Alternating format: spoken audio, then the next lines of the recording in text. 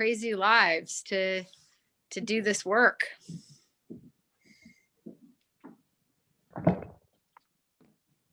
All right, it's 7:02. I'm going to wait one more minute. I think we have a few people coming in, and then we'll get started.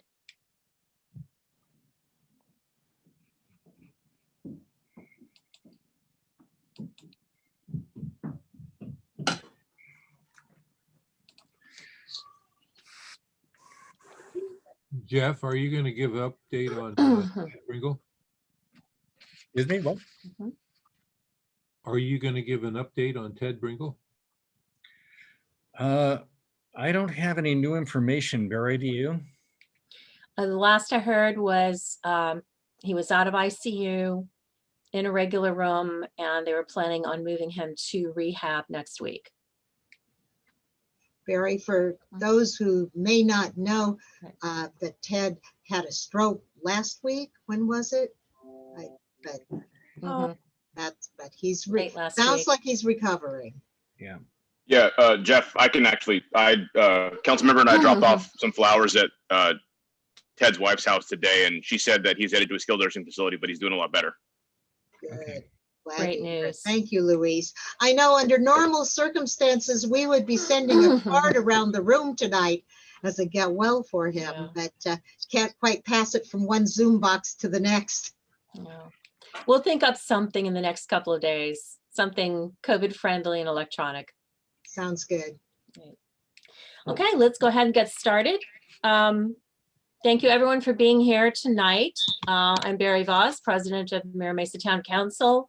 I see a couple of our officers here, Jeff Stevens, Pam Stevens, Jonathan Lea. Let's see, Brandy Ludwig, and I in the back there. And everybody waving now. Who else is hanging out here? Vaughn, and have I missed anyone? Richie is Richie. Brandy. Well, Brandy and Richie are together. I started laughing because see Richie leaning in. Danielle, I think coming in. Danielle. Hi, Danielle. All right, we're going to open the evening. We usually have a representative from our first responders. The fire captain was not able to be here tonight, but he has sent a report over, and Pam has that. Right. I have a brief report from Fire Captain, Fire Station 38, Joseph Raimundo, and Jeff, I'll share it with you in writing for the minutes. Good. He said that there continues to be many calls for respiratory distress, COVID type symptoms. Most critical are the elderly over age 70. According to Joe Raimundo, the police department has been responding to homeless activity in the park, increasing calls at night at Camino Ruiz Park and Mira Mesa Community Park at New Salem. The fire department is very grateful for citizens coming by to wish us well. Fire department is continuing to assist with county vaccination plan with multiple vaccination sites. This has increased the number of callbacks to work, but crews are assisting when and where they can, helping each other. Respectfully, Joe Raimundo. Excellent. Thank you, Pam. All right. Thank you, Pam. Next, we have approval of the minutes from last month's meeting. Those have been posted at the website. If you want to take a moment to look at them. If we hear no corrections, adjustments, additions, we'll go ahead and just approve as written. So let me give you a moment or two, see if anyone has anything.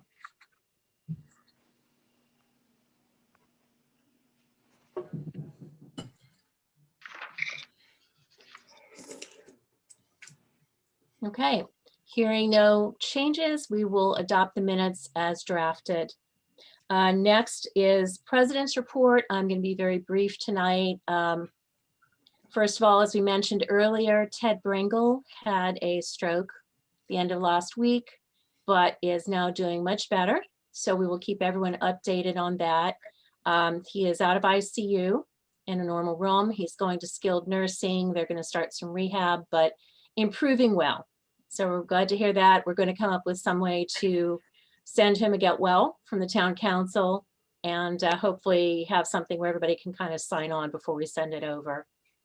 The other bit of news is Kanchan, who does a lot of our posts on Instagram and Facebook. This afternoon, her father passed away. She will be flying home to spend a couple of weeks there with the family. So we feel very bad. She was trying to get back there before he passed, but didn't quite make it. So we're going to keep her in our thoughts and prayers. And then lastly, COVID continues to be the big thing for us. As you know, last year, pretty much all of our events had to be canceled due to the varying levels of restrictions. So we've already started. We're going to try and make a commitment this year to have some kind of COVID-friendly event, street fair, 4th of July. We'll try something for Volunteer of the Year, try and see if we can get last year's Volunteer of the Year dinner going. But we think we need to start trying to do some of these things, even if they're as placeholders for what we usually did. And, you know, we'll just adapt. We have no idea what the restrictions are. I've gotten a little bit of guidance from special events, which sounds like we're going to spend probably the first half of this year unable to do any kind of large events, which quite probably will leave out the family fun day part of 4th of July. We may get away with doing a parade, we may not. We may or may not have the fireworks. We're going to try and give it everything we can, and hopefully Scripps Mesa Fireworks will be able to do their show that night. There's a lot of hope for street fair. We think by that time we may have reached a level of reopening that they will allow street fair. There may be some adaptations, but we're going to go ahead and start planning. So start looking for those things. We're also going to add some of the things we've talked about. We have already met with the mayor's office about a huge community cleanup, like the ones we did years ago. Dumpsters where people can unload household furniture, larger items. You can bring paint, you can bring oil, those things that are difficult to get rid of, regular batteries, which nobody seems to want to take. So we're in the process of setting that up with them. It'll be in the next couple of months. They just did one in South Bay, so they are very excited to work with us on that. So that'll be the end of my report for tonight, and we're going to move on to our very special guest. We'd like you all to have an opportunity to meet our new 3rd District San Diego County Supervisor, Terra Lawson-Remer. Welcome, Supervisor. We look forward to getting to know you and hearing about your goals and plans for the next few years. Well, I am so grateful that you've all taken the time to be here. And just let me give you a word of warning. I'm having strange Wi-Fi connectivity issues in my house. It's coming in going in waves. So I hope we're on the crest of the wave and not the trough of the wave. But if we get cut off, I will log right back on. So first of all, I just want to say it has been a really whirlwind couple weeks. I'm not sure if you all saw the news, but it's only been about 3 weeks and we've already launched a process towards tackling climate change with a regional sustainability plan and a much more aggressive climate action plan at the county. Really trying to take on the decades of inaction. I'm sure, as you all know, we've been sued many, many times for our climate action plan that's so bad it didn't even meet minimum state standards. And we are flipping that on its head. And there were about 1,500 people that signed a petition calling on the county to act and bring leadership on the climate issue. And we are doing that. So that is a huge step forward and a big deal. And I'm happy to answer any questions about that as we move to a Q&A. The second thing I want to talk about briefly is COVID, because obviously this is the major crisis that we all face right now.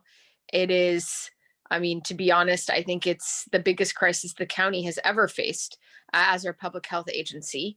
And although I do believe the county is, doing a relatively good job, there's no question that the decades of sort of failure to invest in our public health systems has not left us in a very good position for this pandemic whatsoever.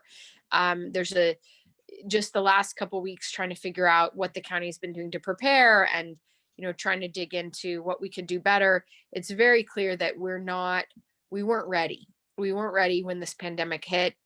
We had the Hep A crisis already. and we didn't adjust in the face of that. We didn't really learn any lessons. And frankly, we weren't ready for that smaller crisis. And we certainly aren't ready for this pandemic that we've been in now for a year. So it's challenging. There are a lot of sort of difficulties and infrastructure gaps. But that said, I mean, people are definitely working overtime. So I think what I want to do is just give folks a real sense of what's happening with the vaccine, because I know that's top of most people's minds. And then I can answer questions about that. So top line, I think what is important to know is that the primary way that people are supposed to be getting vaccines is not actually from the county. It's supposed to be from our health providers. So if you have health insurance, if you have Sharp or Scripps or UCSD or Kaiser or whatnot, they are getting vaccines from the state, and they are supposed to be giving those vaccines to their members. And that was sort of the assumption of the federal government, that was how our vaccine program rollout was going to work. It was going to work the same way that like a flu shot worked, or the measles shot, right?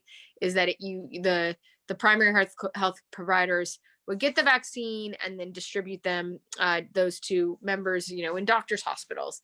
And that's particularly important because with this vaccine, there are a lot of logistical issues.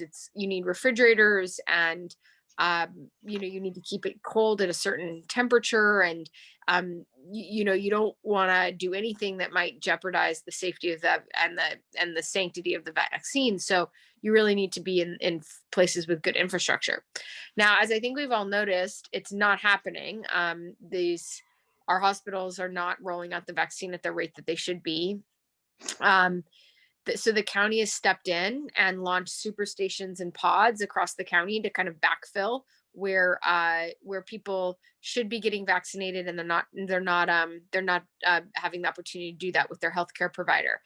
And I'll talk a little bit about that vaccine rollout in a second. But the big challenge that the hospitals face, and it's really the same one the county faces, is there's actually just not enough vaccine doses to go around.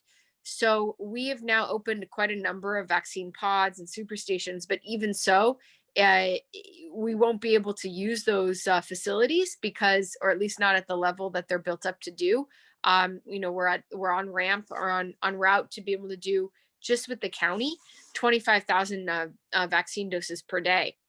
But there's no vaccines. So we are probably going to run out on Thursday if we are kind of at the current rate of the doses that we've received from the state. And then there's not much more we can do because we don't have any vaccine doses. So there's a real supply chain breakdown. The federal government is supposed to give the vaccine doses to the states, and the states give them to the counties and to the hospitals. And the hospitals have done a fairly good job. They've mostly vaccinated most of their healthcare providers, but they said that they're pretty much, they have very few doses left. So they're getting through some of their most high risk groups, but quite slowly because they don't have very many doses. And that's the same place the county is in right now. So all that being said, none of that news is very promising in the short term, but I think the kind of medium term is a little bit more promising if we can just keep hanging in there, because we are doing the work to get all the facilities stood up, to have super stations all over the county. In the process of getting, we just launched a new super station in San Marcos, getting a new one in Palomar, getting another one in Del Mar Fairgrounds. Those are the big ones. And there's pods sort of scattered across the district, smaller pods that are more community based. And I can share a map after this call with y'all, and then you can get that out to folks if you want, about where those pods and super stations are located, so that people know where to go. So the good news is that we certainly are on track to get the facilities stood up to be able to administer the doses once we have them. And that, is not easy. There's definitely a workforce shortage. So when I started, I said, well, what are the biggest problems? They said, we don't have enough vaccinators and we don't have enough vaccines. And I said, well, look, we can't do anything about the vaccines. It's out of our hands, but let's at least focus on the problems we can solve. And one of the problems we can solve is the vaccinators. So we're on a big push to recruit more people who are qualified to administer vaccines. If anyone you know is an EMT who's not currently working seasonal, we have a temporary program to hire a whole bunch of EMTs and train folks to be vaccinators. We also have a medical reserve corps that we've launched. So if you're a nurse or a podiatrist or a doctor or a physician's assistant and you want to volunteer in your free time, you can sign up for the medical reserve corps and we can get you trained up on giving vaccines. So we still don't have enough people to give vaccines, but we're definitely doing the work to get the word out, like what I'm doing right now, is to try to recruit everyone to have all hands on deck. So it's not the greatest news. That's definitely true. It's just a pretty difficult situation. Beyond that, I'm going to be bringing forward a proposal next week at our next board meeting for a small business grants stimulus program, because we have so many of our small businesses in our community that are just really suffering, and have not been able to operate for so long and are still having to try to cover basic expenses. So I've proposed that we launch another. We did a small business grant program under the previous board, and I'm proposing we do a round of that. I scale it up because the need is really, really great.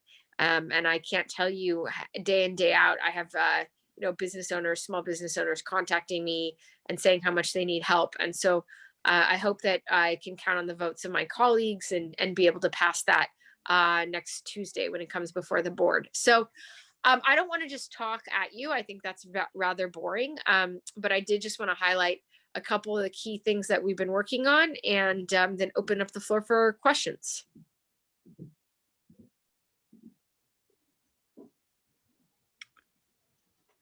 Questions, anyone? I see Brana. Yeah. Are there going to be the, what do I want to say? The second dose, is there enough for the second dose for people? So that's no, it's not here. And so we're waiting to get the next round of doses from the state. And we've been told that we will get them. So nobody's worried that those doses won't arrive. Everyone believes that those doses will arrive. We've been told by the state and told by the federal government that we will get those doses, but we don't have them right now. Because we all have appointments for the second dose. Yeah. Okay. Right. So, I think, by the way, just so you know, my parents as well, it's the same thing. I mean, they got their first dose and now they, and I told them I wouldn't worry yet. I think we should be getting those doses, but we don't have them right now. So we are waiting for the state. The one thing I will tell you, that I was doing some trying to better understand the science, and obviously we want everyone to get their doses on schedule, but there's more flexibility around sort of the scheduling than people than they thought originally. So we do have quite a long runway. So I wouldn't be concerned about that, but we're certainly really, really, really hoping that we get the doses that the state promised us. excellent. I saw Jeff with his hand Yeah. up. Yes. I'm just wondering why if the primary way people were supposed to get the vaccines is through their healthcare providers, why did you set up the super stations rather than just give them to the healthcare providers? I mean, I'm with Kaiser and they're only doing 75 and older at this point because they don't have enough vaccine. We can't. So the Kaiser gets their doses from the state. And so we're not allowed to give them. We are supposed to have the doses that we have in order to just service the people who are not able to get doses from their providers. So that's why we've been given the doses by the state. Because Kaiser gets their doses from the state. And yes, I also have Kaiser, and it's extremely frustrating. I don't know if you got the message like 3 days ago saying we don't have enough doses, but we'll let you know when we do. So I got that. We did. A lot of us did. Yep.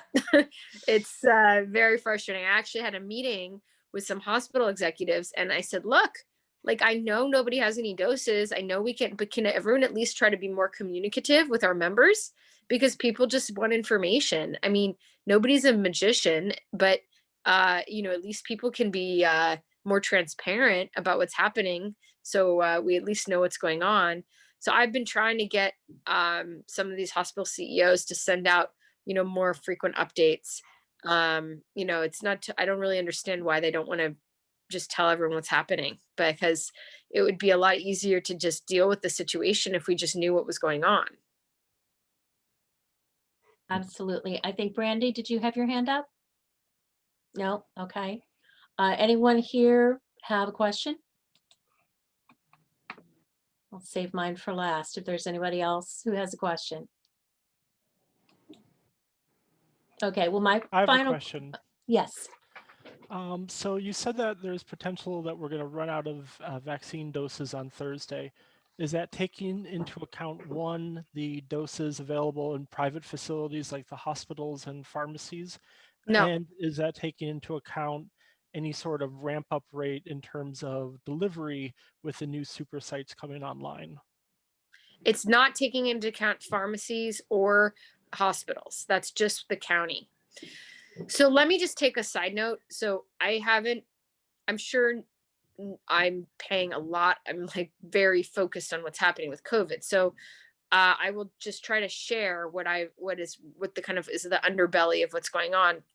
So the pharmacies are getting their doses directly from the federal government. We don't have a clue how many they have. We don't have any say over what they do with them. They're supposed to be giving those doses to nursing homes.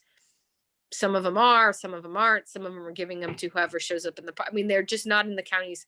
We have no authority over them. They don't get their doses from us. And some of them are doing a great job and some are not. And we have no idea what's happening. That's kind of its own stream. And then likewise, the military is getting their own doses directly from the federal government and is vaccinating a lot of our service members, which is really, really wonderful. But we also have no visibility. Like, that's again straight from the federal government. Then the hospitals, most of them, not all of them, but most of them get their doses from the state. And so we don't know exactly how many doses the hospitals get, but because they get their doses from the state and so do we, there's a little bit better coordination with the hospitals. So the hospitals in the county are actually coordinating much better together than with the pharmacies.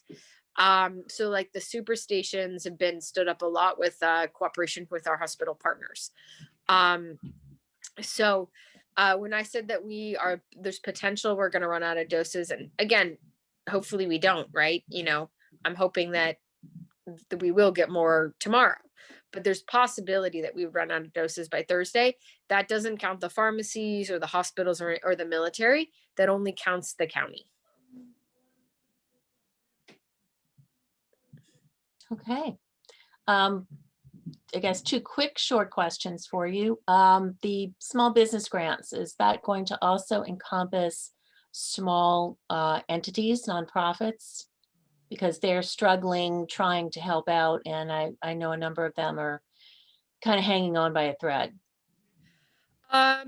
It's a great idea. Let me check to see how it's written. I mean, certainly there's no reason that we shouldn't include nonprofits. I got to check kind of the language of how it's drafted. But I think that's a great idea. And if it's not drafted in a way right now to include nonprofits, I'll see if we can fix that. That would be excellent. And lastly, we, of course, with COVID, know all about the county health and how they relate to Mira Mesa. What are some of the other areas that the county interfaces with our community? I know we have a lot of things, we're familiar with what the city is doing, but I don't think a lot of people really understand how the county represents us and the services and projects that they do for us.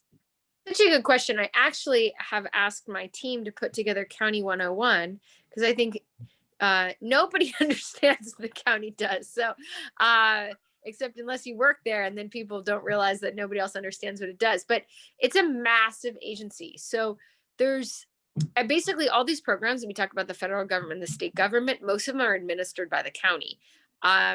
So that's honestly everything from Medi-Cal, CalFresh, CalWorks, like a lot of these programs, and also like Healthy Start, our preschool, like state preschool programs, all of this, the county is involved in all of that.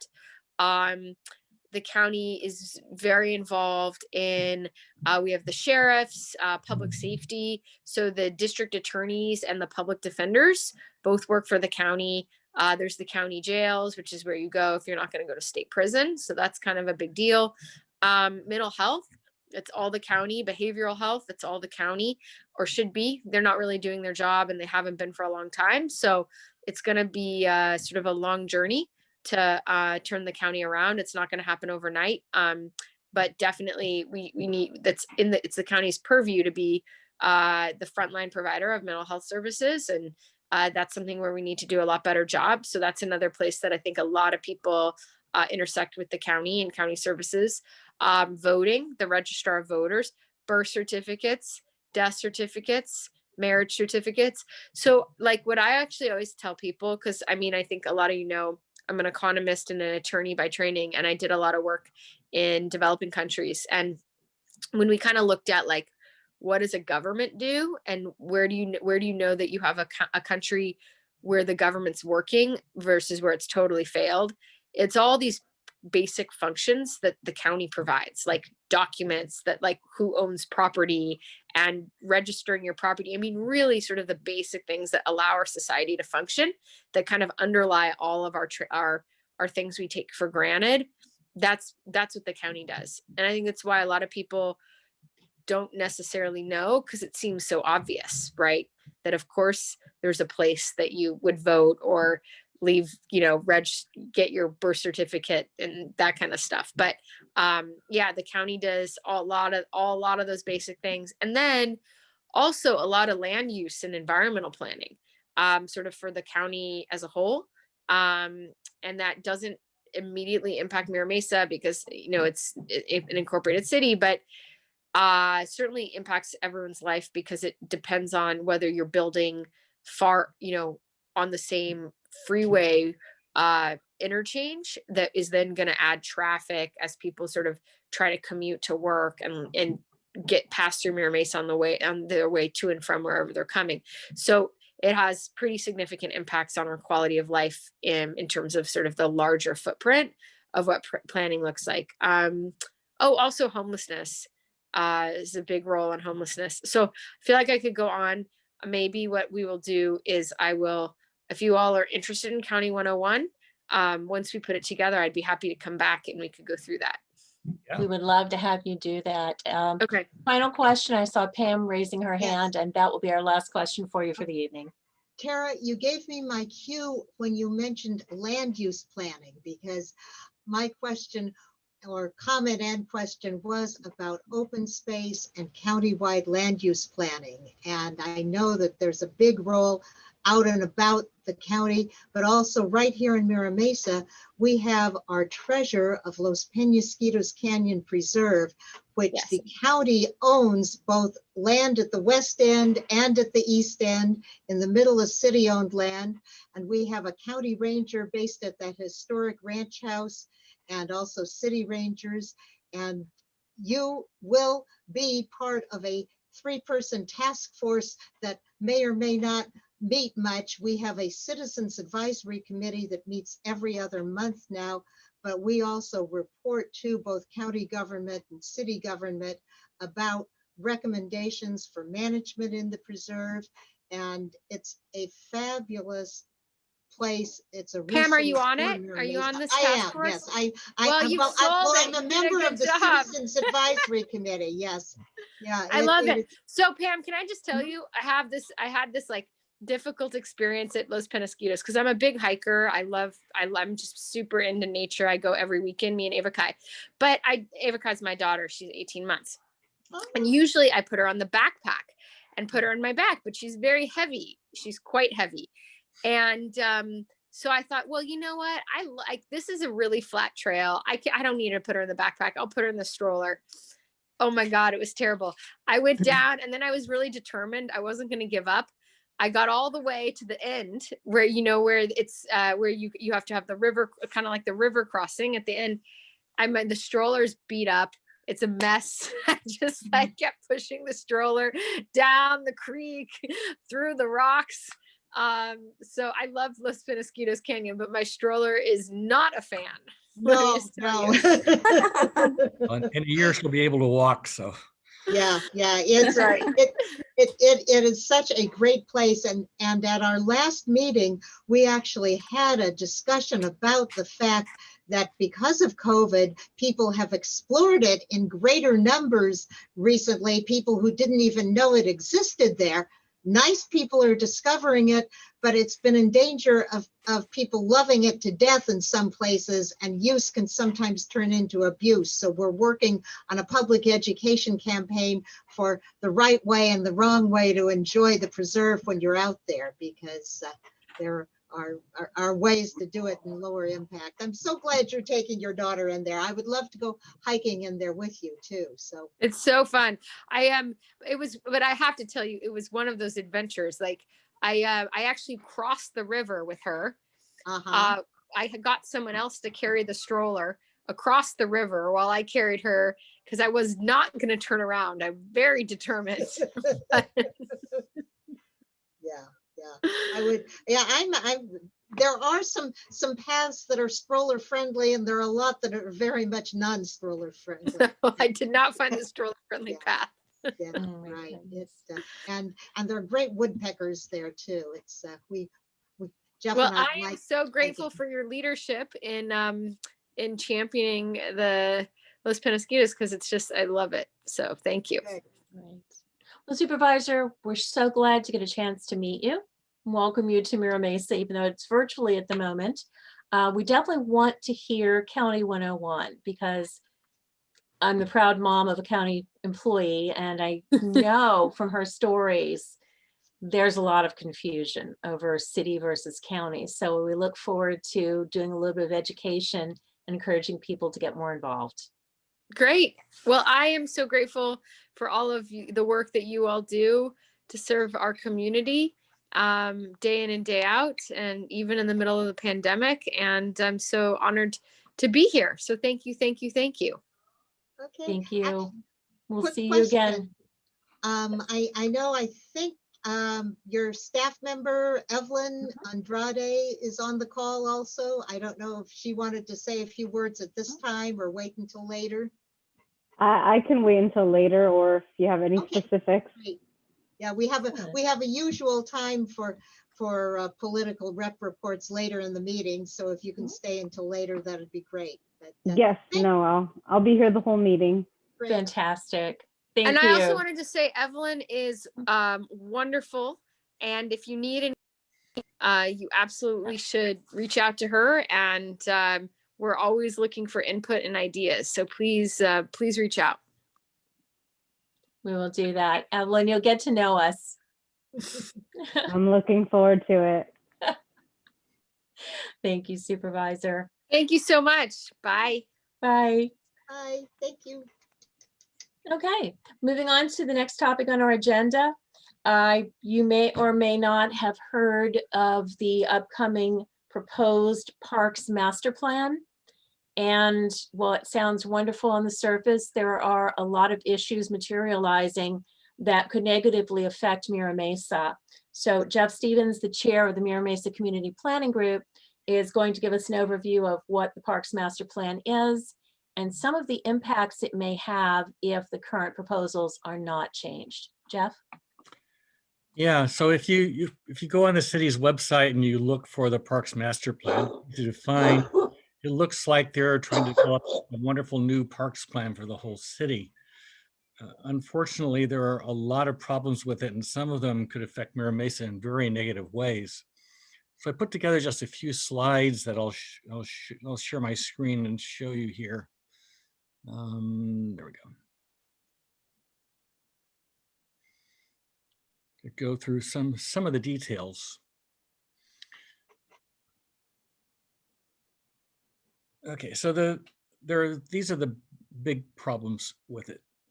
The master plan is it'll replace all the existing procedures for park development that are in the city's general plan, which has worked fairly well for us over the last 40 years or so. And while it has some worthy goals, it has some major flaws. The really big one that can affect us is that it will do away with community-specific FBA and DIF funds, replacing the fees with a citywide DIF fee and allowing the funds to be spent anywhere in the city. That could defund and derail several important Mira Mesa FBA projects that are planned over the next 5 years or so. Another thing it does is it eliminates the population-based park requirement of 2.8 acres per 1,000 residents, replacing it with a complex point system that downweights acreage in terms of other things that you can put into parks. And the effect of that will be to reduce the amount of acreage that the city has in parkland. All right, well, let me explain what the FBA is. The FBA, the Facilities Benefit Assessment, is a program that developers pay into whenever they build their projects. So whenever a developer builds a house, they pay a certain amount into this fund. And it funds all of the facilities in the community plan that are not directly associated with a project. And they're calculated in a way that's in some ways simple. The details are a little more complicated, but basically, you need to do this in the early stages of the community. In Mira Mesa, the FBA has been in place since 1986. What you do is you determine all of the residential, commercial, and industrial development that will occur over the development of the community. And you can get that from the community plan, at least from our current community plan, you can do that. And then you go through and you identify all of the public facilities that are in the community plan. That means all of the parks, libraries, fire stations, and roads that aren't immediately adjacent to a project. And then you estimate the costs on those. And then you divide all those costs by the amount of development, and that determines the assessment fee.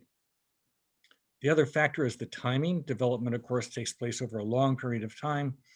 So then you estimate the timing of the development at an inflation factor, and that gives you a schedule for the development of all the public facilities that are in the community plan.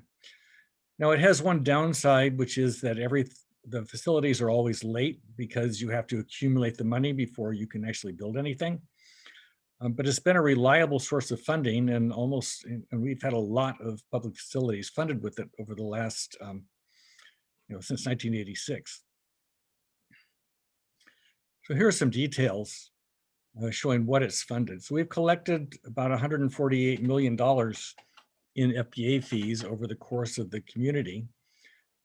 This lists just some of the more recent things that were funded with that, larger ones being the Mira Mesa Community Park expansion. That's on the north side of Mira Mesa Community Park, what used to be the Carroll School site. The Mira Sorrento Place, the road segment that runs from Scranton to Vista Sorrento Parkway. It's another big expense. So all these up at the top here have been completed. But if you look at the ones below that, these are projects that are in progress still. And so one thing you'll notice is that we have about $34 million in the account right now. And one of the things that has been coming out of the city, the people who want to do this and rearrange the way these fees are used, they say, well, look at all this money that's just sitting in these accounts unused. Well, the reason they're unused is two reasons. One is you have to accumulate the money to build the project. So a really big project is this one here. If you can see my mouse or not. If you can, then I'm pointing to the Mira Mesa Community Park expansion, which includes the pool and the skate plaza. It has $20 million budgeted for it, but that's not actually enough to do it. So we're waiting for more money to come in to build that. Here below that, you'll see Sauk Neighborhood Park and Wangenheim Joint Use Facility. These are new parks that'll be built on the Wangenheim Middle School campus and at adjacent to Sauk Elementary School. Those are fully funded, but the money is still in here for them because it takes years to actually build a project once you manage to get it funded. There's design and development and public hearings and bidding, and plus, people getting around to actually doing it. So all of that takes a long time, and that's why we have money in this account. There's only about $2 million in here that's not allocated to something. We do actually have a diff here also. The diff is different. This is the way most communities, the older communities, have it. The diff is happens for something that's outside the community plan, particularly when redevelopment occurs. But that's just a very small amount of money compared to the FBA. All right, so what's the FBA plan to fund? This is the next few years. On the income line here, there are two projects here. In 2022, this is the last phase of Casa Mira View. There are 320 units there remaining to be built just north of Best Buy, and that'll produce about $8 million in income. And then the rest of this is Three Roots. All of this is money that will come in from the Three Root projects in terms of FBA fees. These are the projects that will be built with that. As I mentioned, Sauk and Wangenheim are expected to be built hopefully within the next few months. Construction will start. The next thing after that is the last phase of Mira Mesa Community Park, including the pool and the skate park. That's about a $35 million project. There's not enough in the FBA to pay for that. You notice this negative down here below it. So we can't actually build it in 2022. What they'll have to do is split the project over a couple of years. And I think what they're going to try to do is to build what they can in 2022, and then the final part in 2023. But we're a long way from being able to do it in 2021. Beyond that, this is a very important road segment. This is Carroll Canyon Road that goes by El Camino Memorial Park. This is the piece of road that will link Camino Santa Fe and later Camino Ruiz and even I-15 all the way to I-805. And this is money from the Three Roots project that will pay for that. The Three Roots Park, no, the developer is actually building this park for us, but they're getting it partially paid for by a credit on FBA fees. This is a little bit out of date because they've actually spread this over the course of their project. So what they've actually done is reduce their FBA fees by this amount. And then they're building a park, but it doesn't have a rec center in it. So this project, the Three Roots Rec Center, will build a recreation center on that park. Also in that is the beginning of development of Canyon Hills Park. There is a plan has been done for it, a design, but the first part of that is develop a full general development plan. And then later, after the end of this, that park will finally get built. So this is the plan. There are some risks in it. I'm a little worried about the cost estimate for Carroll Canyon Road, for example, but it's a good plan, and you can see how the FBA fees are paying for the infrastructure. So here's the problem. What the Parks Master Plan could potentially do is remove all of this income. Oops. So this entire row of some $60 million, with one exception I'll mention in a minute, could all go downtown, and it may or may not ever come back to us. If that happens, we won't be able to finish the community park in the way we've planned on it. Maybe we can do a very scaled down pool or something in it, but we can't do this. With the Parks Master Plan, it's not clear what happens to road projects that are in the FBA, so that could derail the road also. This bit for the Three Roots Park is probably not in jeopardy because they arranged that as part of the approval of that project, but it's not, it's not clear what exactly would happen to it if they were to do this. And of course, the recreation center on it would never get built if this goes through. So this is a really big project problem for us, for a program that talks about itself as something that is going to build more parks for the city. The only immediate impact it has is to derail some of our projects. This is my last slide. I've just put it on a map where these projects that are affected are. The pool and the skate park, of course, are on the Mira Mesa Community Park that we all know very well. Canyon Hills Park is this big mountain over here that has 3 pipes coming out of the top of it that we acquired a long time ago for a considerable amount of money, and it have been waiting to get some way to develop it. This is Three Roots Park. This green here is the park that they will develop. And this is where the recreation center will go. And this is where that road segment goes. Basically, the Three Roots project will build everything from here up to where it connects to the road that already exists that goes to Camino Ruiz. So with this and that, there'll be another east-west road that goes all the way from 805 to Camino Ruiz. And when Stone Creek is developed, it'll go all the way to I-15. But again, even that is in jeopardy. So that's the issue. I will stop sharing now, but I can put it back up if anyone has questions. So are there any questions for me about that?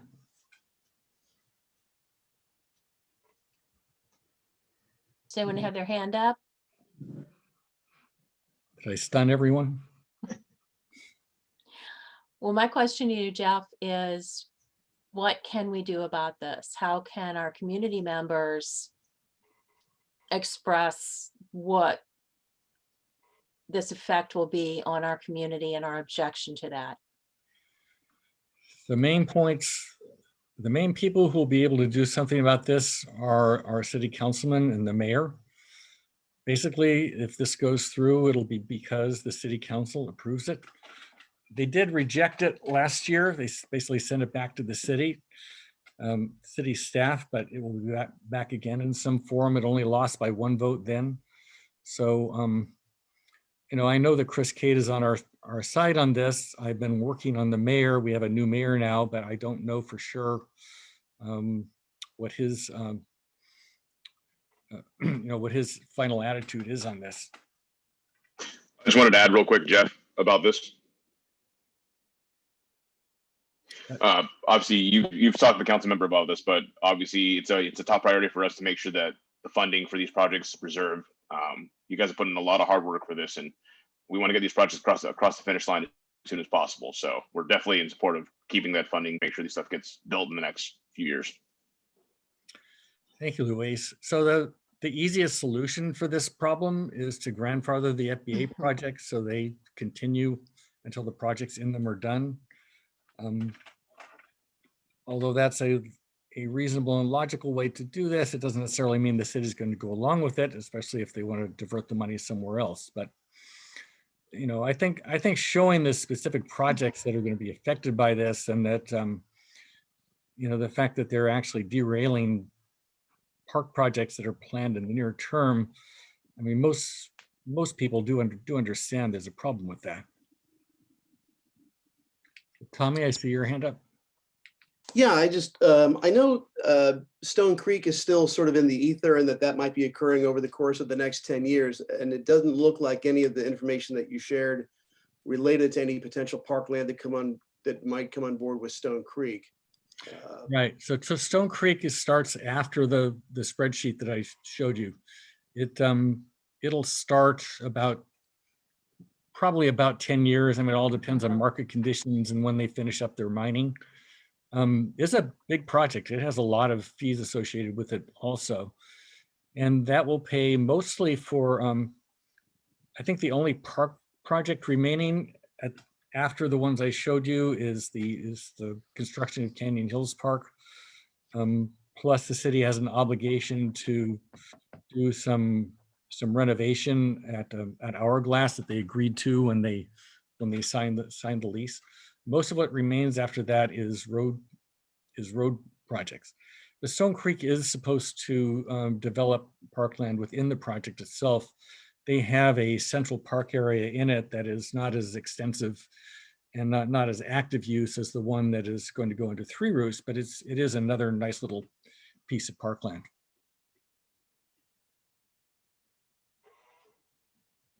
Dorothy? I wanted to ask you, whereabouts is Canyonlands Park? And is it only planned or is it already partially developed? So it's Canyon Hills. Let me share this. Canyon Hills. Let me see if I can share this again. Just have to find the right. In terms of streets, Yeah. It's off Mercy Road. So here it is Oh. in the upper right corner. yeah, So Mercy Road goes to the north of it, I-15 to the east of it, Black Mountain Road to the west of it. So it's on a Okay. hilltop that's up near the top. And there was at one time a housing development planned up there, but our city councilman at the time, Ed Struxma, liked the idea of putting a park up there, and he worked to arrange that, costing a lot more money than we thought it would, but we've but so acquired it, and it's it has partially developed already? yeah, you could say that, but partially means there's a dirt road up to the top that you can walk on, and there are, I think, 3 park benches. Oh, So the development is very minimal at this point. When it's done, there'll be a road up there. There'll be parking and a system of trails up along the top. Even now, I mean, it's a bit of a hike to get up there, but it's beautiful. You can see all the way out yeah. to the ocean from there. Okay, well, thank you. Okay. Thank you, everybody. Thank you, Jeff. So I got one more thing that Pam said to do my planning group report here. We're having planning group elections in March. I actually need one more residential member on the planning group in order to have all the positions filled at the time of the election. So if anyone is interested in being on the planning group, please let me know and come to our next meeting, which is on Thursday, February 18th. That would be great. Anyone with an interest? Or if you know someone who's very involved, you could encourage them to sign up. There's I a could be chance, there's interested, a but is chance I there- might be interested. All right, let me know. Can you send out some information of either your information and or how to apply? Yeah, so it's actually on the town council website already. So if you go to the town council website, you will see here. Let me find that for you. I can share my screen. If you go to the home page,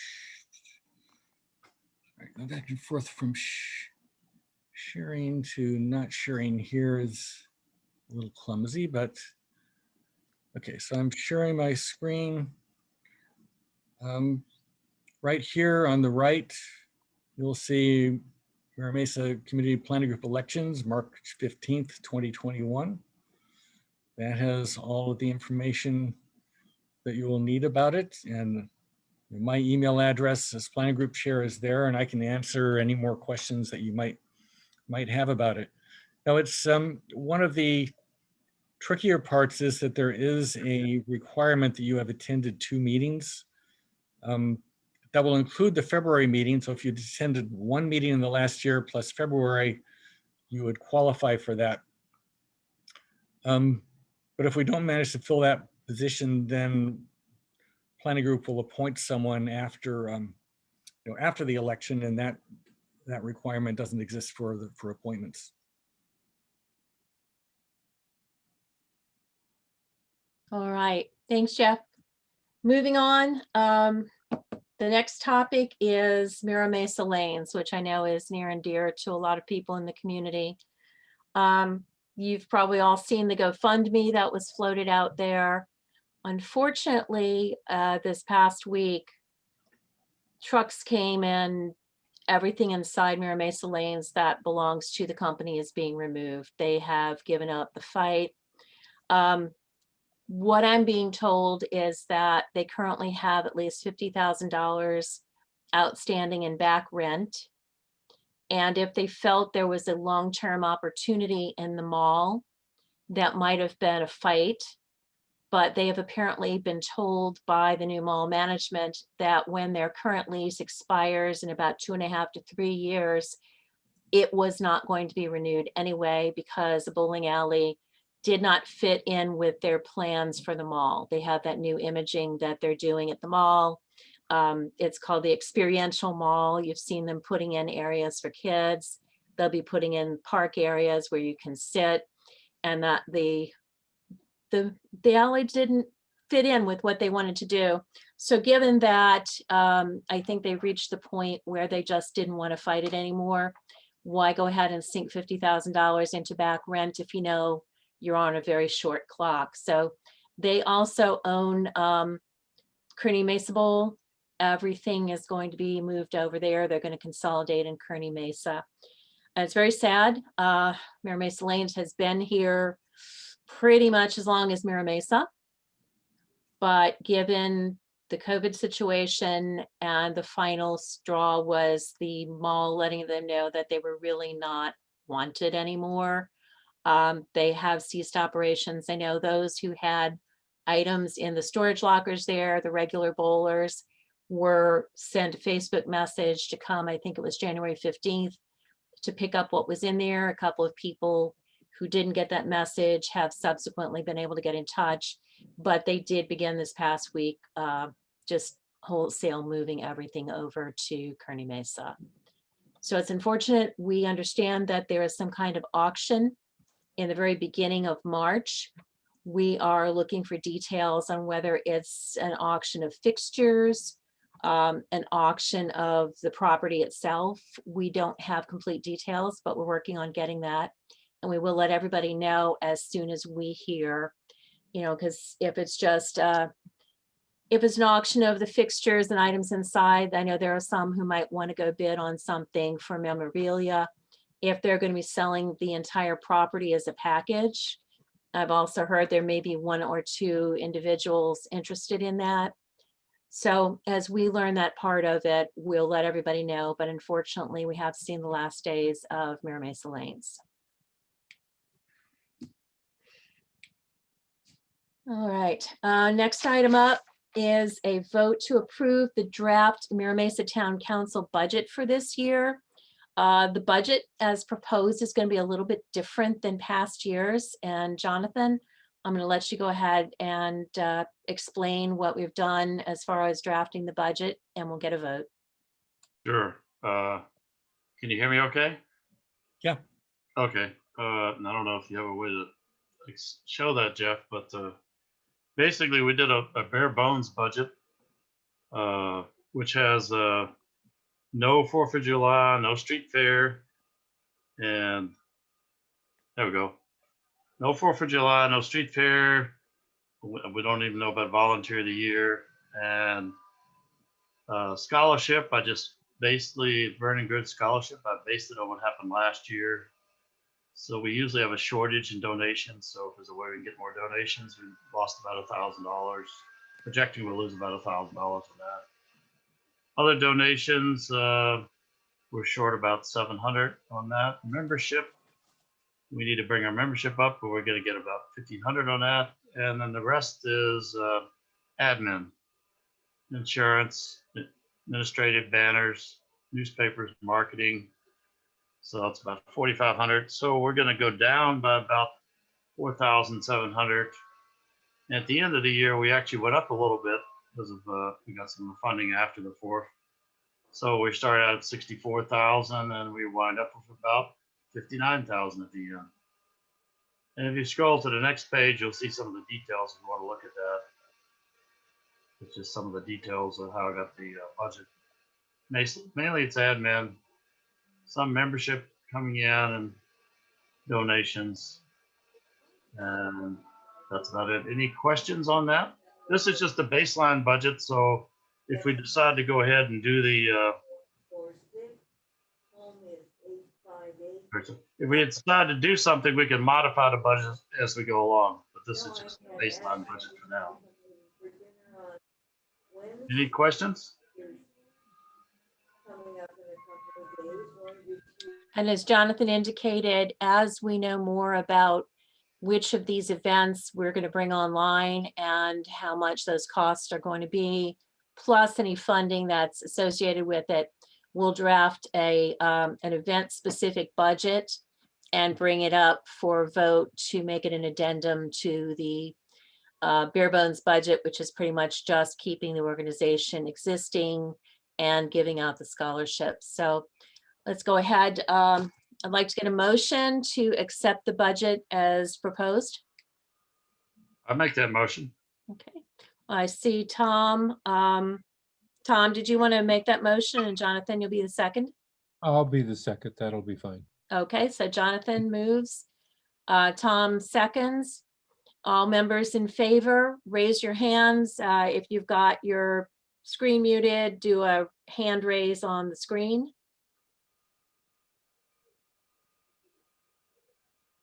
Okay. And who's taking that count? Right, our parliamentarian's not here. Yeah, we need Terra's not somebody. Here, I can only see the ones who are showing themselves. 2, 3, 4, 5, 6, 7, 8, 9, 10, 11, 12, 13. I see 14 hands. Okay. 14 in favor. Everyone who has their hands up virtually, go ahead and take those down. Any opposed? Okay. Any opposition? Any abstentions? See, we have, it's probably about right. We have 25 people in the room. Some are representatives. All right, so we have 13-0-0 as the vote to approve the budget as presented. Thank you, Jonathan. You're welcome. All right, after the budget, we're going to go ahead and move into government and community resources. First up, if you're here, Joe Frichtel with Community Recreation Group. I don't think Joe is here. Okay, moving on, Ina Gibson, branch manager of the Mira Mesa Library. Good evening, everyone. Thank you for allowing me to be here and to talk about one of my favorite subjects, other than my dog, the library. First of all, we are still open. There have been no changes to our service levels because the city kind of decided to ignore the stay-at-home order. So we have always been at the purple tier in terms of the number of people we can let in and the number of services we are allowed to offer. So we are here for you. We will do what we can to get books into your hands and into your children's hands. I wanted to mention the fact that a reminder that you should always bring your library card with you when you come to the library, because at this point, everything is done via library card. And always wear your mask, even outside. We have, in addition to the materials that you can place holds on and we will bring out to you, we do offer readers advisories, book binge bundles. So if you really don't know what you or your children want, we're happy to put something together for you. We are doing a little bit of outreach. Every Wednesday at Walker Elementary, there is a library pop-up. We bring mostly elementary school age children's books.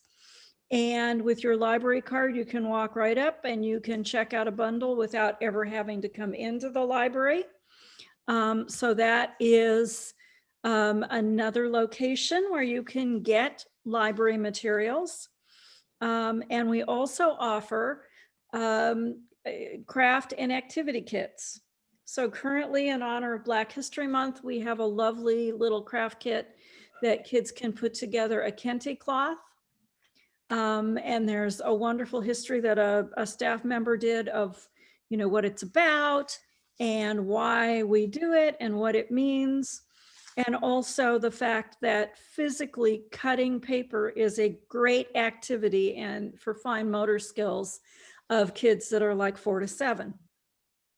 The Children's Museum is offering a virtual program on Thailand. We have a craft kit that goes along with it. If you come to the library and you ask for it, we will give it to you. We also have, in honor of Year of the Ox and the Lunar New Year, an ox and lantern craft kit. So stop by, ask for them. We will happily bring them out, no questions asked. And I think that's all I have. Just a reminder that our book returns are open 24/7, so you can return materials. If you do, bear in mind that we quarantine them for a couple of days. So if you return something at the last minute and you find it's not off your account, don't panic. It could take 2 to 3, sometimes even 4 days, depending on, if it's a Monday holiday and you return it on a Thursday or Friday, we may not get to it till Tuesday or Wednesday. Are there any questions?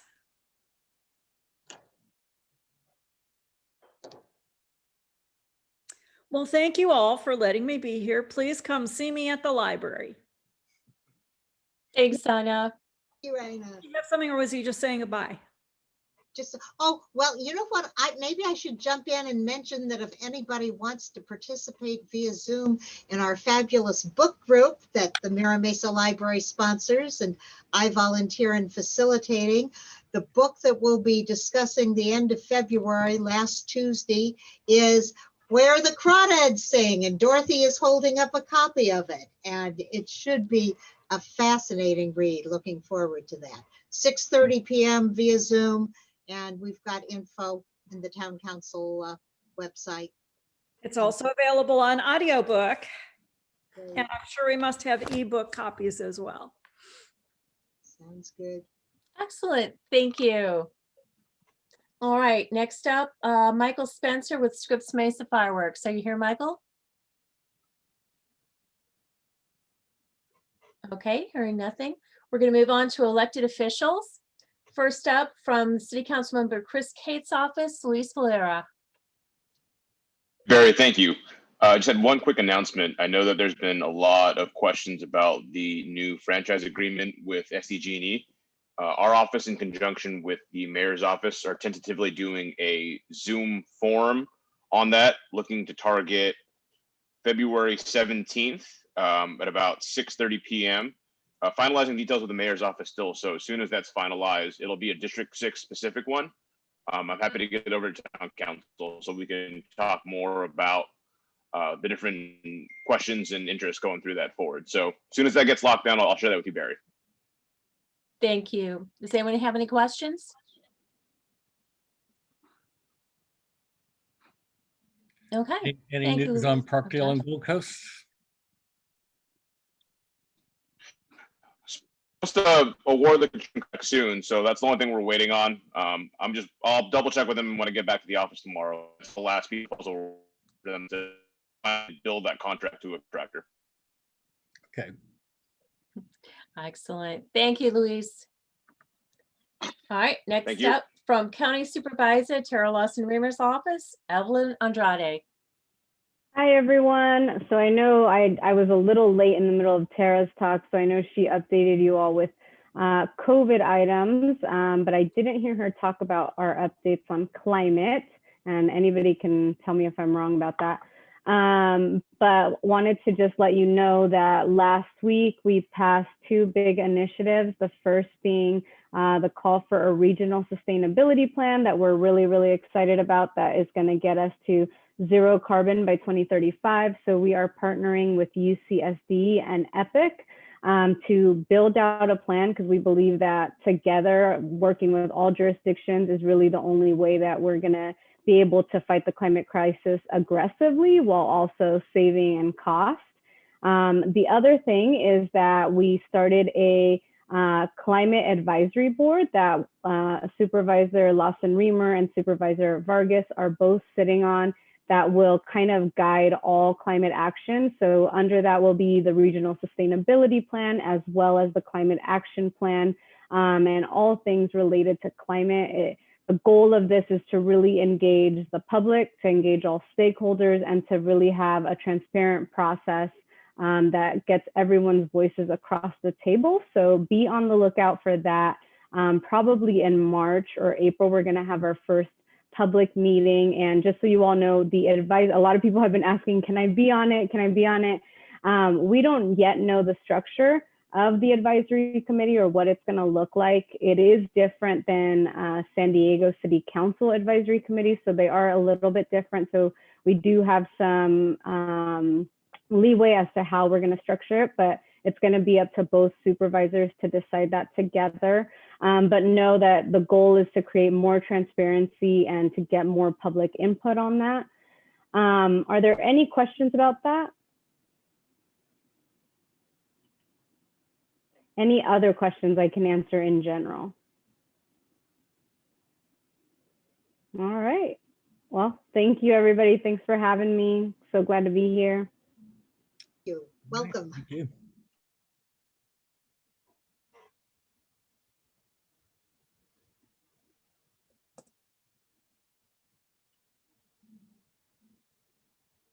Oh, Barry, Barry, you're muted. You're muted. Nothing like being double muted. Okay, so next up would be Michaela Ball from Mayor Todd Gloria's office. She was unable to make it tonight, but has promised that in that event, she will always send a report, which I'm going to go ahead and read. First of all, public health order. State Department of Public Health lifted the regional stay-at-home order. This is the one that was tied to ICU capacity. The state reports seeing promising signs in California's hospitalization rates and COVID-19 case numbers. San Diego is still in the purple tier. However, the lifting of the regional stay-at-home order, outdoor dining can resume, gyms and hair salons can reopen. So that's a step. Mayor Gloria remains committed to enforcing state and county health guidelines. This is no exceptions, but he is encouraging San Diegans to remain vigilant as COVID-19 has not gone away. He asks San Diegans to continue following public health guidance, wear a mask, practice physical distancing, avoid gathering with those outside your household, and get vaccinated when you can. For the vaccinations, Mayor Gloria hosted a virtual town hall on COVID-19 in partnership with Council President Dr. Jen Campbell. It can be viewed on YouTube, and we can post that link at the Town Council website. County of San Diego expanded the category of those eligible for COVID-19 vaccines to include those aged 65 and up. Only healthcare workers and those 65 and older can visit vaccination sites. Healthcare workers and those over 65 are encouraged to first contact their doctor or healthcare provider, as we heard earlier, to request the vaccine. But if none are available, then you should make an appointment at a county site. Appointments are required. Walk-ups and drive-ups without appointments will be turned away. Do not schedule an appointment if you have COVID-19 or are sick. Please follow CDC guidance for those situations. Medical professionals administering the vaccine will be wearing PPE. Please wear a mask. Extension of the franchise agreement. We heard a bit about that a moment ago. Mayor Gloria reached an agreement with SDG&E on an extension of the current gas and electric franchise until June 1st of 2021. This will allow the city to explore all options for how we supply energy to residents and businesses moving forward that will also protect ratepayers, provide equitable access, and allow us to reach our climate goals. The background for this is under the process created by the previous mayoral administration. SDG&E was the lone bidder for a new franchise. However, Mayor Gloria, in consultation with City Attorney Mara Elliott, determined that the bid was unresponsive to the city's minimum requirements set forth in the invitation to bid. Consequently, the mayor canceled the ITB process and initiated talks with SDG&E on extending the current franchise. At no point is the delivery of gas and electricity to residents in jeopardy. There's a survey, and again, we'll put that link at the Town Council website, where they're asked, they'd like to gather feedback about the possibility of hiring a new gas and energy provider for San Diego. So we'll put that survey link, and we will put the link to the YouTube of the virtual town hall on COVID-19 at our website. Barry, can you send me that yes. report also for the minutes? Absolutely. Next up is from the office of Assemblyman Brian Mainshine. Rob Knudsen. Everybody hear me? Yep. Okay, just making sure. So just a couple quick updates. As of today, 5.7 million vaccines have been delivered statewide. I have reached out to Cal OES during this meeting when the supervisor had mentioned that the county might be out of vaccines as of Thursday. So I will have an update for everyone tomorrow, hopefully. So an email and a phone call has been made already to find out what's going on. Also equally important, I want to remind folks to go to www.myturn.ca.gov. You can go there and register to be alerted when it's your turn to be vaccinated. It's a great tool. I've registered, both my wife and I, and you know, a lot of folks like to have that that little notification sent via email or text. Just depends how you want to be alerted. And then lastly, want to just talk to you quickly about a piece of legislation the Assembly members introducing. It's AB 114, and it's in partnership with Rady's Children's Hospital. And it's a program that provides access to rapid whole genome sequencing to patients covered by Medi-Cal. If you recall, you may have seen some news and media coverage back in 2018. We were successful in securing a $2 million state fund to pilot a project called Project Baby Bear. And what this allowed us to do is do some clinical studies with doctors at 5 hospitals regarding critically ill infants, and showing that this program works. It's very invasive, fewer invasive procedures. It allows us to go in and target and identify causes of genetic diseases very quickly. And not only does it help our newborns and children, but the stress and the burden that families and parents go through, it's a horrible situation. And you know, this project was just absolutely incredible, and we are very excited to be bringing AB 114 forward this year. So as more information comes out, I'll be happy to share it with you folks. Again, our weekly Cal OES call typically takes place on Thursday. My jaw almost hit the floor when I heard that San Diego County would be out of vaccines as soon as Thursday, especially since they recently opened up the North County facility up in San Marcos, which a lot of folks in the north part of our district are very happy. So I can assure you that I'll have an update for the community of Mira Mesa, as well as the supervisor's office, hopefully before the end of business tomorrow. That's it. Any questions? Any questions? Yes.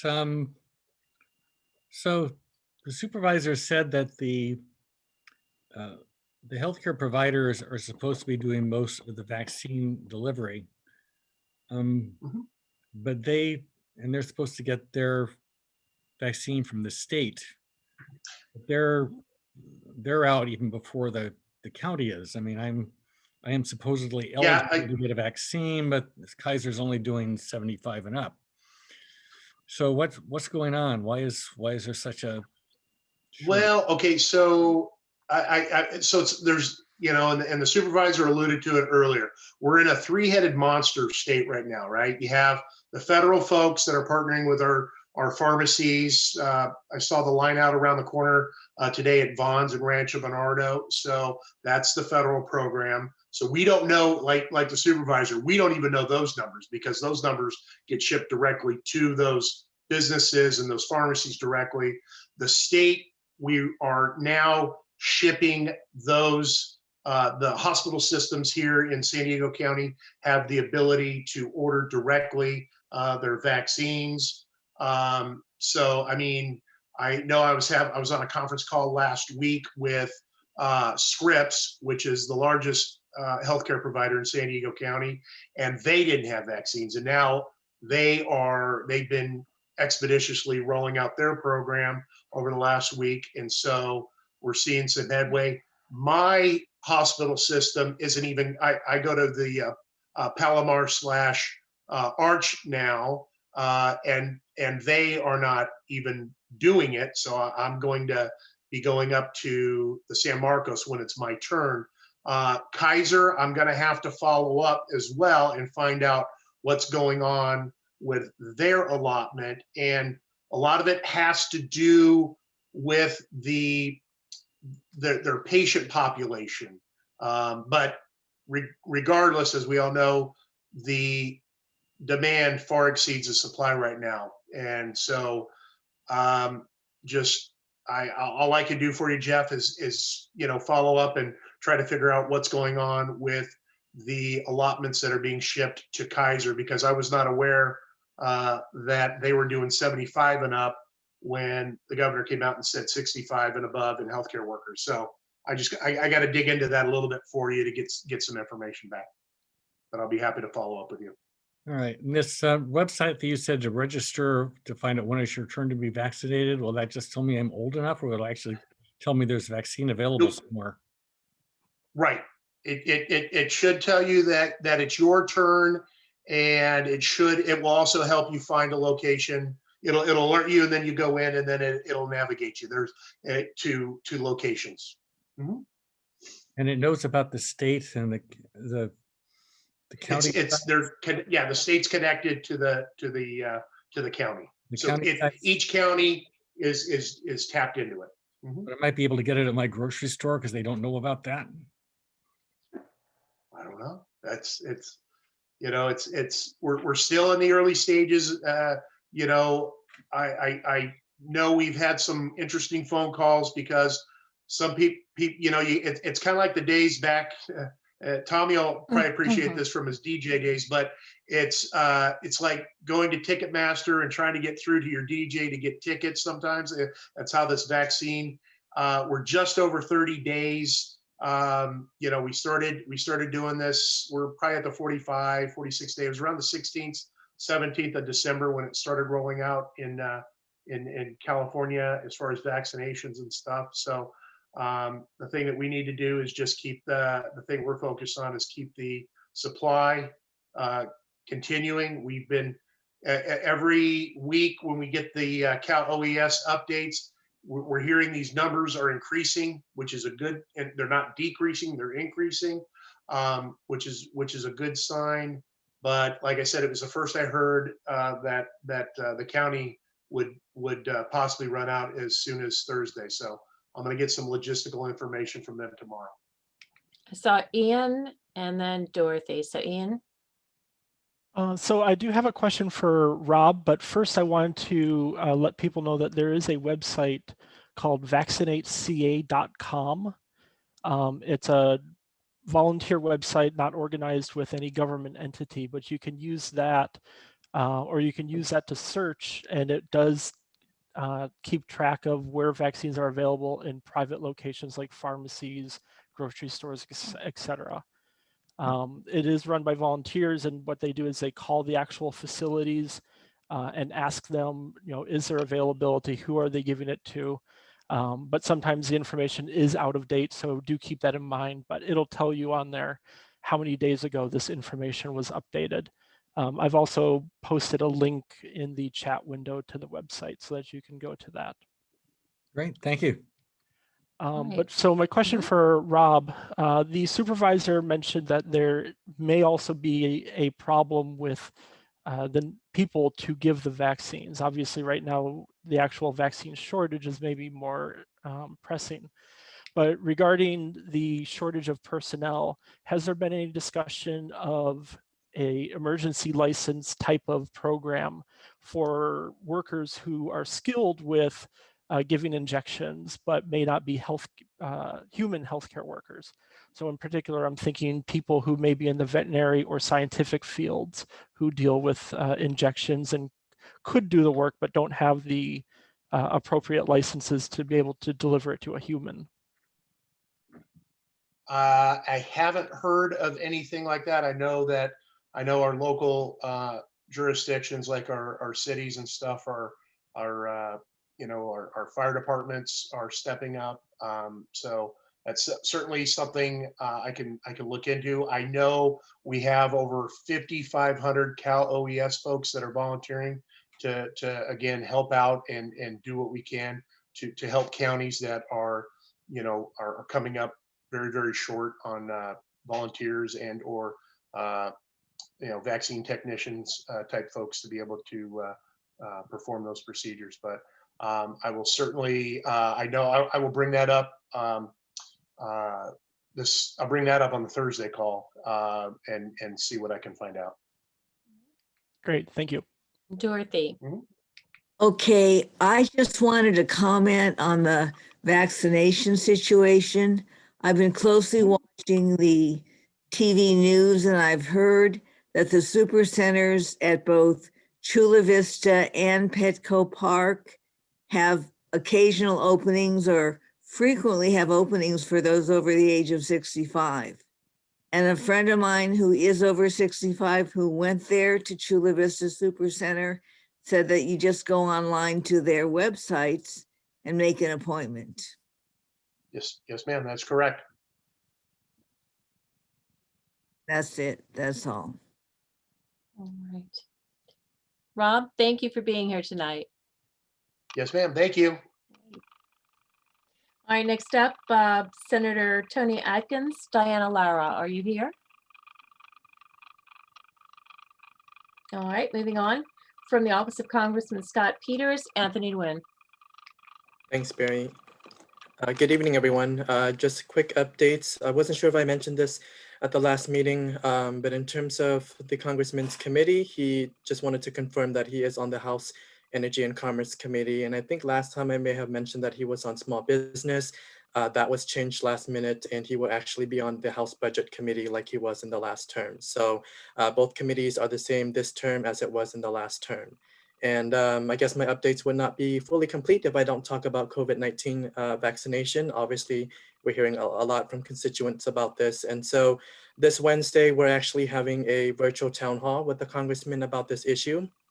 So it's going to be Wednesday, February the 3rd, from 5 to 6:15, and I'll include the information in the chat here. But I know I sent this to Barry as well to share at the Mira Mesa Town Council website. But the town hall will focus on the congressman giving sort of an overview in terms of what's happening at the federal level. And then we'll have 2 guest speakers that's going to talk about how things are in terms of the local distributions and the impact and some of the concerns. So it's going to be a very informative town hall, and I encourage you all here to join that if you can. There's a link. You don't need to register or anything. You just click that link when it's time for it to start. And then it's also going to be streamed live on Facebook as well. So if you missed it for whatever reason, you can also go through Facebook to get that. And if for whatever reason you miss it entirely, feel free to email me. I'm sure there's a link that we can send you because it would be recorded.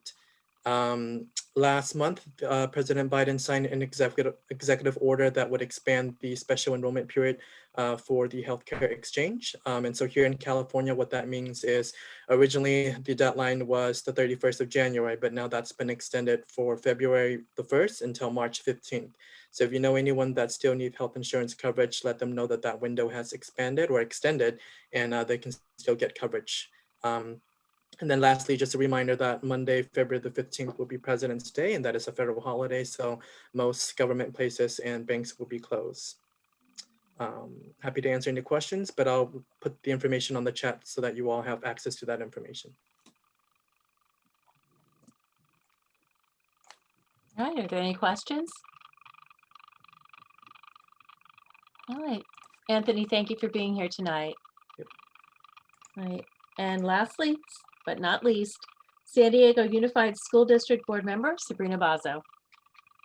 Good evening, everyone. I actually have, been a lot going on, as you can imagine, and the school board right now So I want to share with you, but I'll try to keep it brief because now that it's already 8:30, I'm going to start with the school reopening information.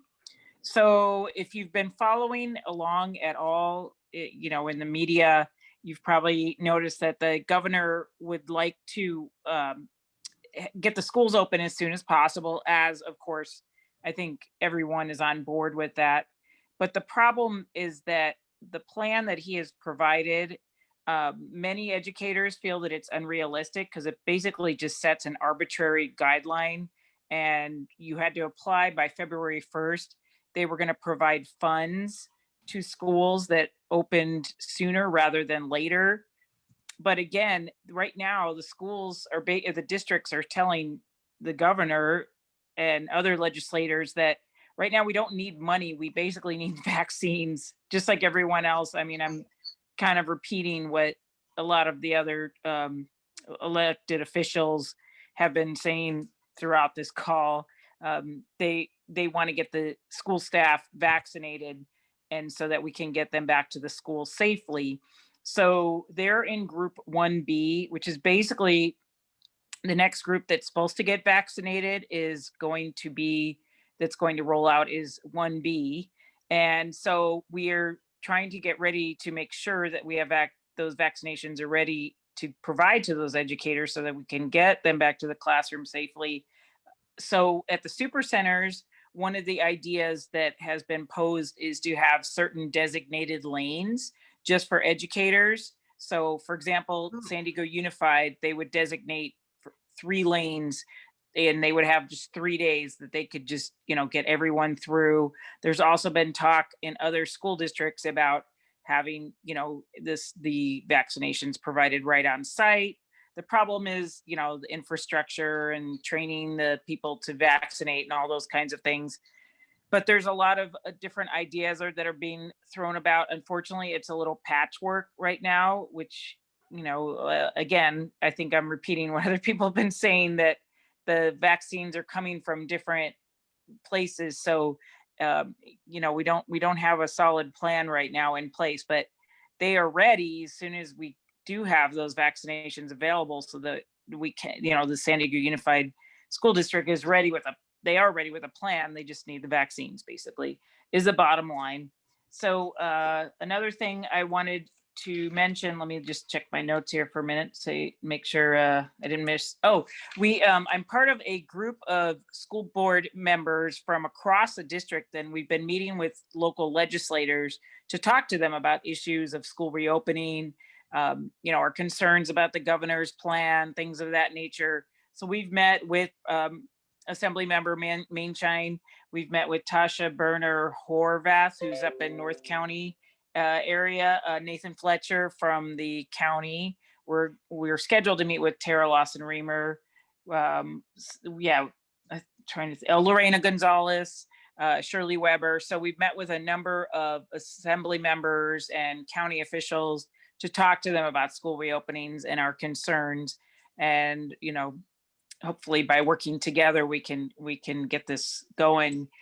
So that's kind of the bottom line. There's not a lot more information to provide, unfortunately, right now about school reopening until, again, we can move forward on the vaccination side. The other big issue, I think right now, and that you've probably also been hearing about in the media, is the fact that Cindy Martin, our current superintendent, has been tapped to become the Deputy Education Secretary to the White House, which is pretty amazing. So there's a education secretary. He's a guy from Connecticut. So she would be working basically right underneath him and reporting to the White House. So our superintendent from San Diego, because of, all the basically all the achievements and everything that we've shown at a national level, has been recognized. And she did not apply for this job. She was actually tapped and asked to apply for, or to submit her an application. And so it's pretty exciting. This month there'll be Senate confirmation hearings, but it sounds like, things should go fairly smoothly. So if, as long as that moves forward, what has been done is we've nominated or voted on a interim superintendent right now. Although I just met with Cindy this morning because, she's still acting superintendent at this point until until further notice, but it's going to be Lamont Jackson is the interim superintendent for San Diego Unified. And some of you might know him. He's actually has Mira Mesa roots. He used to live in Mira Mesa. He was principal at Challenger Middle School and Wangenheim Middle School and has been area superintendent for our area for many years. So he is the acting interim superintendent right now. Now, moving forward, there is going to be a selection, a search for a new superintendent. And there's been some concerns that it's going to, that it was just going to be internal and the 5 people on the board, we were just going to decide, there's rumors that we were just going to decide not include anyone. Well, that's not true. So tomorrow at the board meeting, if anyone's interested in watching, it's on YouTube. I think it's also on channel 16. If you tune in to your TV, we've approved a plan and we're going to be putting together an advisory committee. There's several different organizations that are going to be represented. A few of those include, for example, PTA representative, someone from the community college district, the teachers union, the principal administrators union. There's going to be a student from ASB on there. So there's VAPA. So they'll have representatives from all these different groups that are going to be part of what's called an advisory committee. And then this advisory committee is going to have meetings, town halls in different parts of San Diego. So like our different districts, like I represent District A, which is Mira Mesa, Claremont Mesa, and University City. So then there's A through E districts. So 5 districts. They'll be meeting in all 5 of those districts with different community groups to find out what people want to see in a superintendent. Find out a little bit more information about what people are wanting in that individual. Then the position's going to be posted in July, and it's going to be open to anyone. It says on this document that we're going to be posting tomorrow that it'll be open to qualified candidates from around the globe. And so then from there, there'll be 10 candidates that will be selected to and interviewed. It'll be open to all these candidates, 10 candidates that will be selected. Then there's going to be a community forum when we narrow it down to 3 finalists. Again, there'll be community forums for people to take or participate in. And then the board will be the ones to vote on the final candidate. So that will not actually take place until November, December, when we have a permanent superintendent. So it's going to be a long process, but I just wanted to share that it is very transparent and there's going to be a lot of people involved. And, I think we should have, and Lamont is going to be applying for that position, but again, he's not assured that he will be in that role. So, so those are my 2 biggest areas that I wanted to talk about. But if anyone has any other questions, I'll open it up. Nope. Pam? Yeah, not so much a question, but a comment. I know that Mira Mesa High School is doing its articulation for classes for next year. And I had a chance to sit in on the performing arts programs where they had students and parents have a chance to find out more about what those electives offer.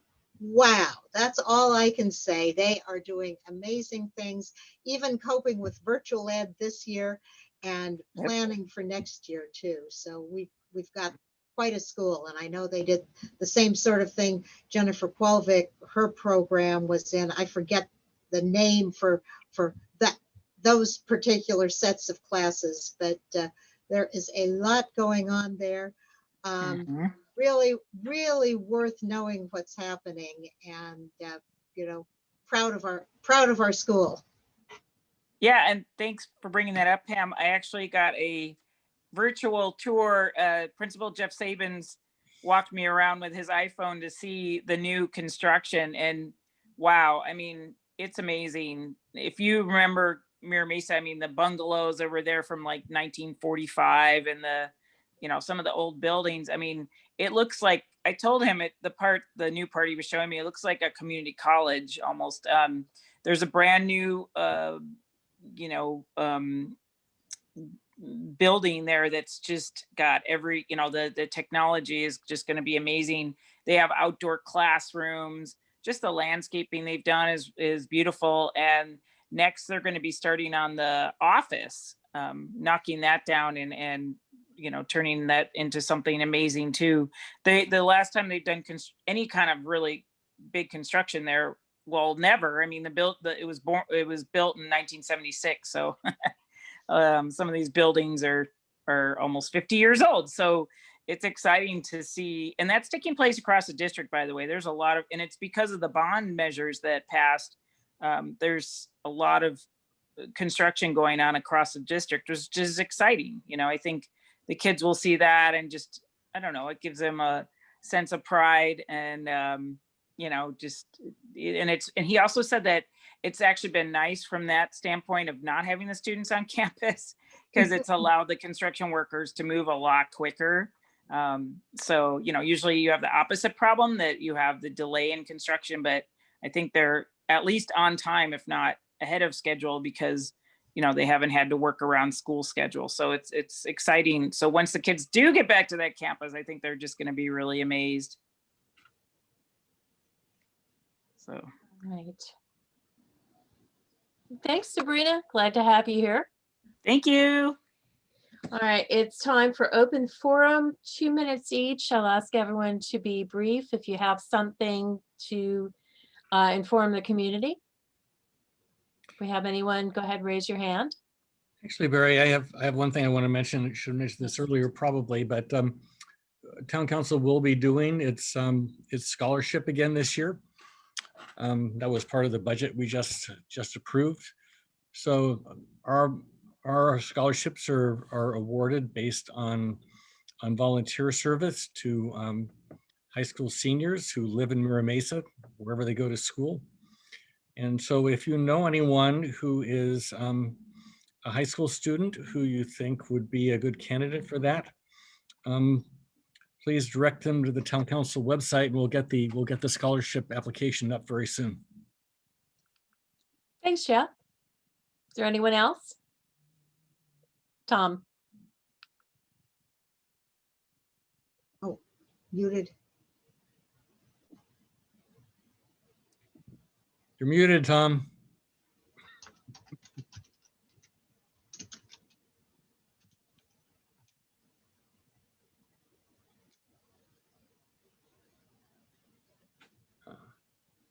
See if I can unmute him.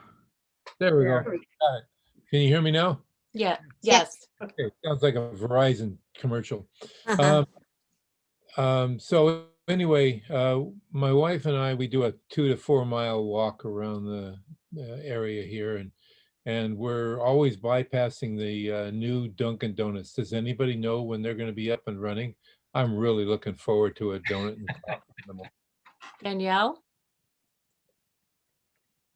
Hi. They're saying now, the person that's doing the hiring is saying the end of February. It was originally the middle of February. It was the end of December, beginning January. So yeah, now it's the end of February. Okay, great. Looking forward to it. Okay. Pam. Okay, I'll jump in and mention that the website for the San Diego Tech Festival, sdtech.com, has some pictures and hours posted for the virtual Tech Festival this year. Saturday, February 13th, you can see entertainment and an abbreviated version of what would normally be a 3-day-long fabulous experience in Mira Mesa Community Park, but the group VIA, Vietnamese American Youth Alliance, that sponsors the Tech Festival, is doing a virtual version Saturday, February 13th, 12 noon to 5 p.m. Excellent. Thanks, Pam. All right, very quickly, MMTC committee reports. Banner District, that's Jennifer. I don't believe she's here. 4th of July, I'll give you an update. As we mentioned earlier in the program, there's a very good chance that the fun day will not be allowed due to COVID restrictions, and the parade is doubtful, but we're going to begin forming a committee to do a smaller COVID-friendly event. And as soon as we have some details on that, we will let you know.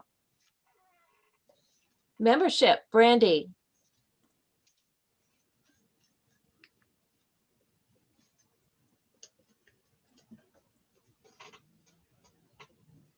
She was here. Hello, hello. Here she is. Here she is. Hi, Brandy. Hello. Our current roster is 46 members. We had 3 members just join us in January. Out of those 3, 2 were businesses. And it looks like we just got a new member tonight. So that brings us to 46. Thank you. Excellent. All right, we're getting close to the 9 o'clock hour. Is there anyone that has announcements, messages, anything before we adjourn? All right, hearing none, we're going to go ahead and adjourn. Thank you all for being here tonight. We'll be meeting the first Monday of March. Everyone take care. Bye. Bye. Bye.